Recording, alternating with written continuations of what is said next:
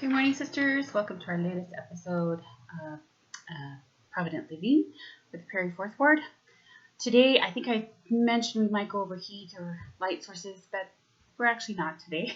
So I think I'm going to quit telling you what we're going to do the next week because sometimes I change my mind.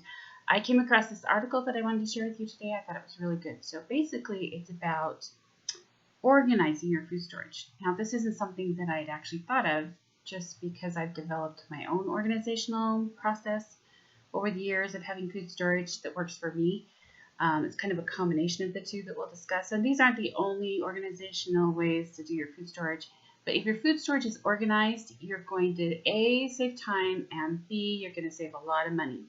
The worst thing is to have things that are at the back that you forget about or don't realize they're there and find them years later with the bulging cans or they've gone really nasty. But we'll also talk about shelf life of some things. There are types of things that have a whole lot better shelf life than others. So let's get started. So the three organizational ones that they kind of went over are these three. Let's see if you can see these. Sorry about the light reflection. No, yeah, that's not even great. Okay, I'll treat it to you. So the first one is organized by packaging. I think I'm doing really good, and then they're way too big. So that would be like having all of your jars in one place, all of your boxed goods in one place, all of your cans in one place, all of your home canned items in one place. And I have that system mostly.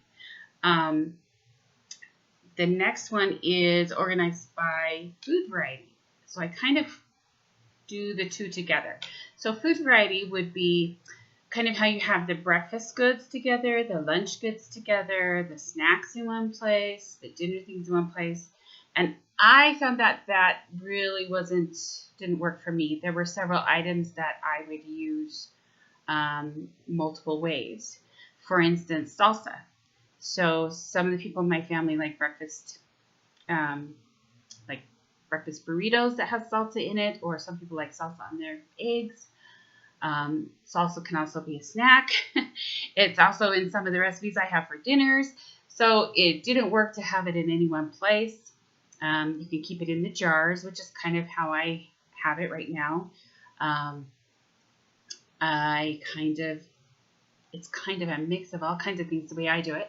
You just need to find your own system, and a system is a really good thing to have because, like I said, you're going to save yourself that time and money. You're not going to have to hunt for stuff. You'll be able to rotate through. You'll be able to know when you need to throw things without having to really dig into your entire food storage supply. It's just helpful. So the third thing to do that they suggested was to organize by nutritional profile.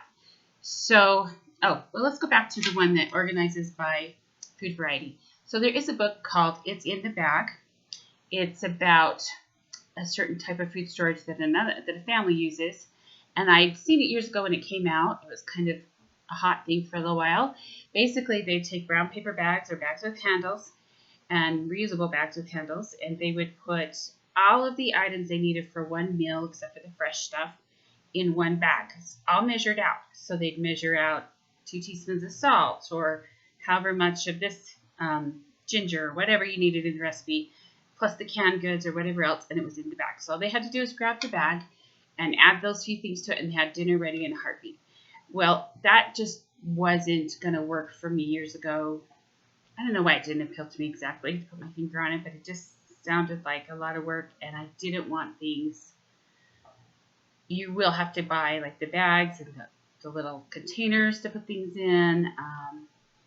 Some can be reusable. Some of them are disposable. It just sounded like a little more money than the way I handle things. So I didn't go there. I actually have that book in my Amazon cart that I will be purchasing here in a few days. And because it intrigues me a little bit more now. It's kind of like, I have this space and maybe I'll try some. It's a really great, in an emergency or crisis, I think it would be really helpful to just be able to grab a bag, throw some things together, and have your meal and not have to think about it. That's one of the things you have to think about with your food storage is when you're using it, it's usually a stressful time. Maybe COVID, which might have been your level of stress may have differed from others, or a lost job, or a really huge disaster, a natural disaster, whatever it is, it's usually a time that you don't have time to put a lot of thought into what you prepare. So that intrigues me a little more now. So the third way to do things that this article talked about was to organize by nutritional profile. So if you're super into your food storage, or if you really are conscious and eat healthy and clean or fresh foods only, this might be the way for you to go. So they organize things by carbs, by fats, by proteins. That would be your macronutrients.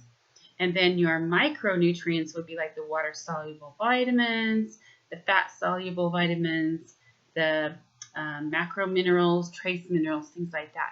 So if you really want to get into it and get detailed like that, that's great. I'm probably not going to change my system. It works for me. So I just keep it the way it is. I do have all my jars together, all my home bottled things pretty much together, whether that's jams or peaches or beans, because of the nature of what they're canned in and the expiration date. So I like to keep them together. I also have rolling cans, the Shelf Reliance cans for a lot of my number 10 cans and also my canned goods. But they're also micro grouped in those settings so that I have kind of the micro nutrients together and kind of the food variety together. So it's just a system that I've worked out that works for me. So you guys just need to find it. So they talk about label makers versus markers. Now, if you're buying from a reliable food company, and that's super important when you buy your food, they're going to have all the labels on there, probably even expiration dates. Okay, expiration dates, pull dates. We'll talk about that in a second. The date of purchase, date of canned, whatever. So the information is on there. You don't need to worry about those. But let's say you have a freeze dryer and you do it yourself. Well, if you have great penmanship, you don't need to worry about it. But if you're just scribbling on there and nobody can decipher what you've written except for you, and you pass away, your people who are going to clean out your food storage may just end up throwing it all away because they have no idea what's in there and then have to open every can to figure it out.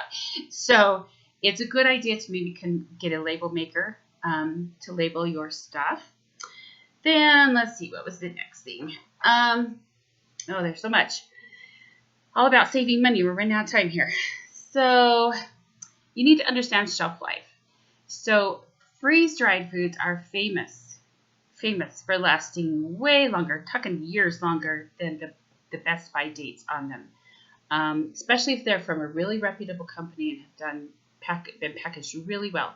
And here's the other thing. If you have bought your freeze-dried goods, your number 10 cans, pretty much all at the same time within a couple of years of each other, and the best by dates are starting to come up or pass, and you're not sure if they're still good, open just 1 or 2 cans. If they are great, you can pretty much be guaranteed that the rest of the stash is great and you don't need to open it. But you probably need to get on top of using it up. If you do open cans, usually you need to use them up within 6 months. However, they had a little system that I thought was, that's great. So if you take the really heavy duty double zipper baggies, Ziploc bags, and you put the food in there with the little oxygen packets, get all the air out and zip it closed, and then put it back in the can, and you can get lids for your cans. So yes, your can is now open, but you have a plastic lid that seals it shut. Then it's double sealed in that can, and you can get about a year to a year and a half shelf life out of that still, even though it's opened. Some signs that your food has gone bad. So you definitely want to watch out for bulging cans, hissing, spitting, bubbling, yucky smells, or discolored cans. Now, some foods, when you open them, it does hiss just a little bit. That's just the air releasing. But if it's a really unusual or loud one, it could be that there's a toxic buildup of toxic gases in there. So keep in mind, know what you're talking about, and just be careful with some things. Let's see what was marked in here.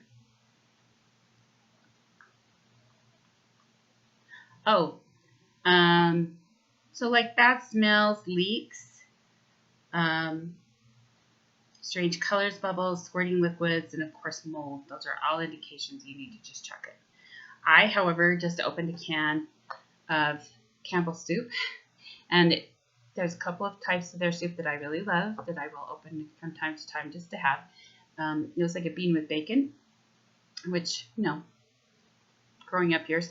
Anyway, it was separated, but the poll date was not until almost the end of 2022. So those things happen, and that doesn't mean it's bad. It just separated.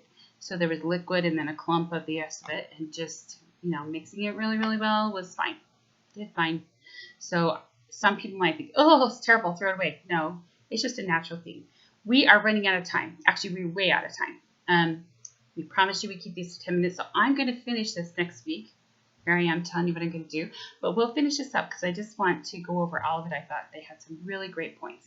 So join us next week. We'll finish it up, and then we'll move on to next topic. Have a great day, ladies. Thanks.